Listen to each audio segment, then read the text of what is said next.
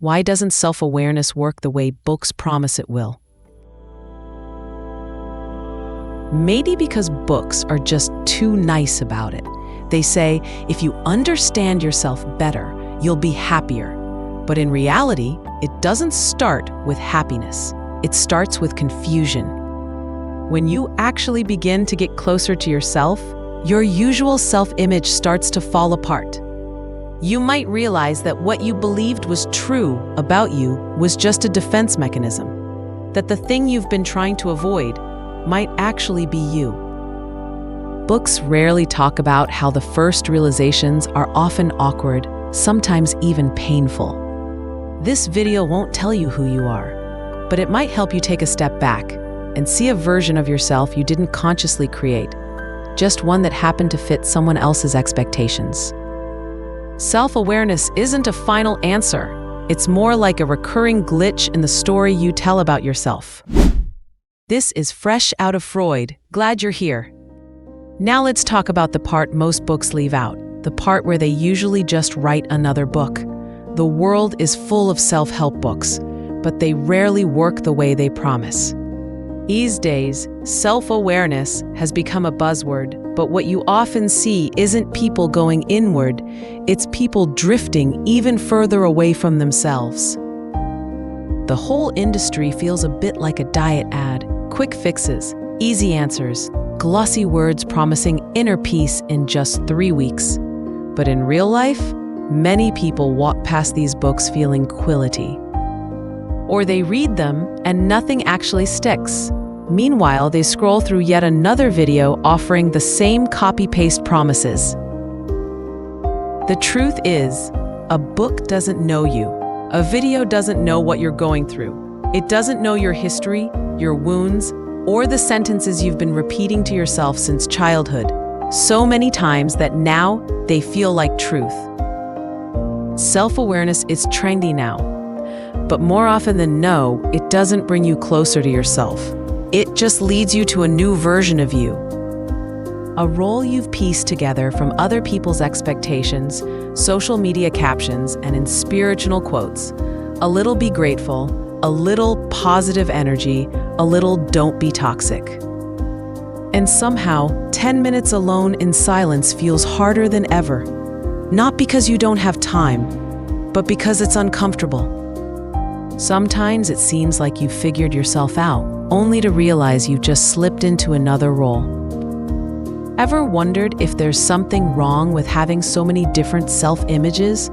Or how many correct versions of yourself can exist at once? Now that's the kind of question that makes most self-help gurus' auras short-circuit. Self-images are like outfits. In the morning, you put on your "I'm a professional" suit. By afternoon, you're in the "I'm a good friend" hoodie. And at night, maybe you slip into the "no one gets me, let's go deep" pajamas, and that's fine. The problem isn't that you have multiple selves. It's when you forget that you're the one who put them out. These aren't who you are. They're just different perspectives about you. There's no such thing as a correct self-image. There's just the one that feels true right now. Tomorrow, it might not. The trick is not to cling too tightly to any of them. Real self-awareness is knowing this. You are the one watching those identities. You're the observer, the silence behind them, the background presence. Self-image isn't some mysterious psychoanalytic riddle. It's more like a profile picture, not the whole person, just a frozen moment someone chose to show. The problem begins when you fully identify with that image, when you start believing that's all you are. But self-image isn't a mirror. It's a narrative built from memories, feedback, interpretations, and social reflections. Sometimes it gets idealized. You act tough and convince yourself you're unbreakable. Other times it flips the other way. You only see your flaws and it feels like you're never good enough. But neither is the full truth. They're masks, defenses that over time start to feel like skin. Self-awareness begins the moment you can actually step outside those roles, when you catch yourself slipping into an old pattern and stop to ask, is this really me right now, or just an automatic response? At that point, it's no longer about who am I. It becomes, what's happening in me right now? What emotion is here? What am I avoiding? Where would I go if I wasn't afraid? Most self-images come from outside, from feedback, expectations, social templates.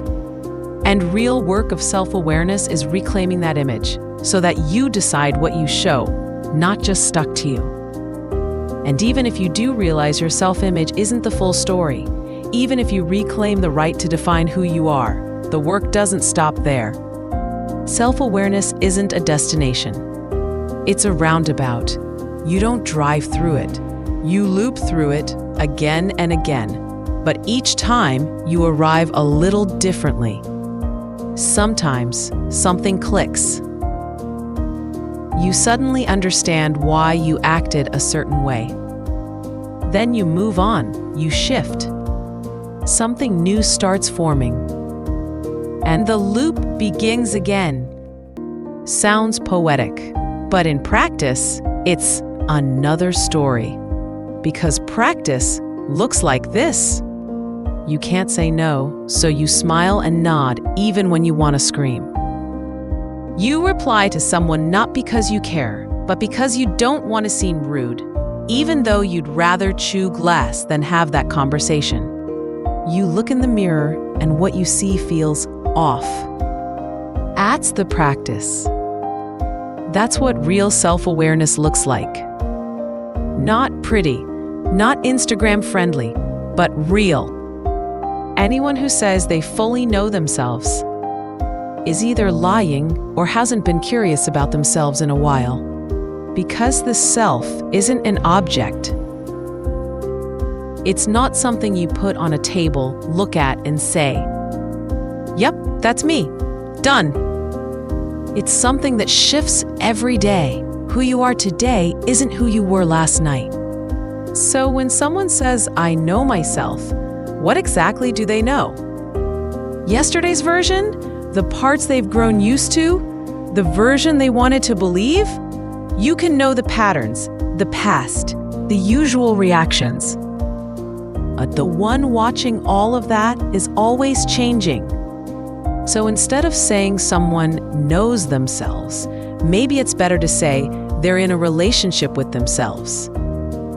And they're open to rediscovering who they are over and over again. Let me give you an example. Nina wants to come across as warm, approachable, maybe even a little cute. But somehow people always see her as tough. Not because she tries to be, it's just something in her keeps sending out that signal. That's her personal little drama. It's like there's a director in her head who keeps casting her in the same role over and over again. She'd love to play the soft-hearted one, but the director keeps handling her the Bruce Willis script. Relatable? A lot of us are like that. We want people to see our kindness, our softness, but that's not what seems to come through. And it's not because we aren't soft. It's because the armor we had to put on in the past, the look tough so they don't mess with you reflex, became stronger than the part of us that wants to be open. This is a classic internal conflict, the self you want to be versus the self shaped by old wounds. But listen, this isn't about changing yourself. It's about understanding. Why was that toughness important to you? When did you decide that being soft meant being weak? Because until you can see that, the softness you long for will remain a fantasy, something you never quite get to live out. One part of you might whisper, "This is who I am. This is who I want to be." But then another part cuts in. That's dangerous. You're not allowed to show that. So you reach for the armor, the hardness, the "if I'm not strong, I'll break" feeling. But softness isn't weakness. Feminine doesn't mean passive. And this isn't a pink glitter. This is core strength. And here's the real paradox. The very people, situations, and patterns that made you put up walls are the ones that robbed you of what you now miss most.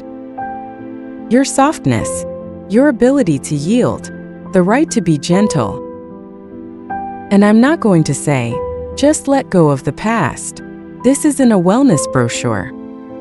But if there's something in you you've been afraid to allow, what if you started taking it back?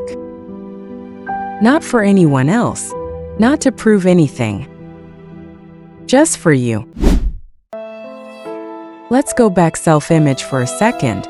Think of it like an invisible editor working behind the scenes all day, updating your internal Wikipedia page.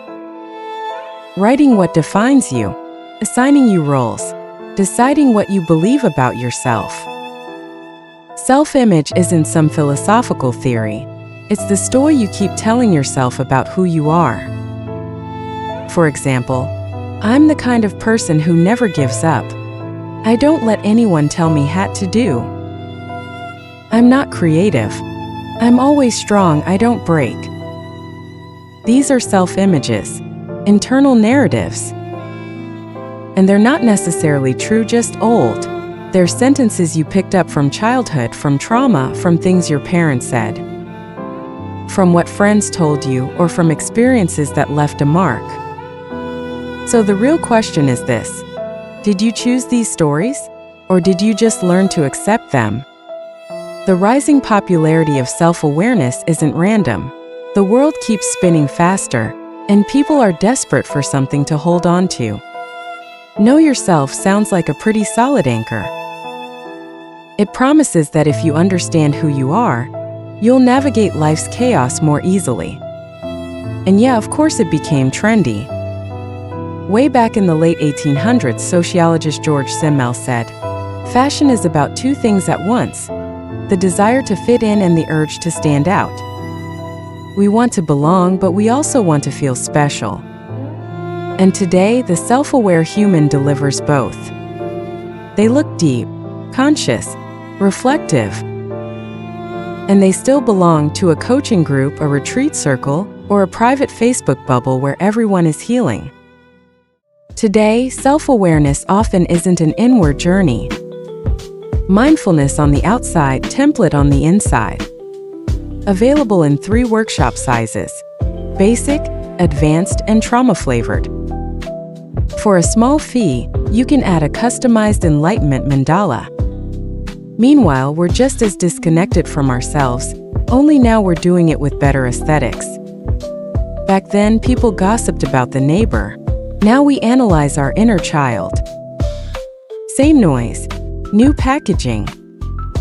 And yeah, there's also that elitist mantra: you should go to therapy.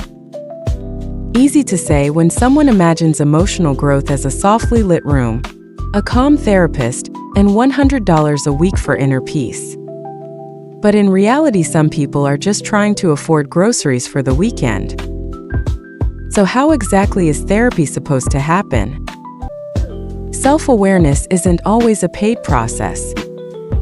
Sometimes it's just a quite brutal moment on a Tuesday afternoon when you realize sitting on a bus that the tight feeling in your throat is because you acted again like someone who doesn't believe they're lovable.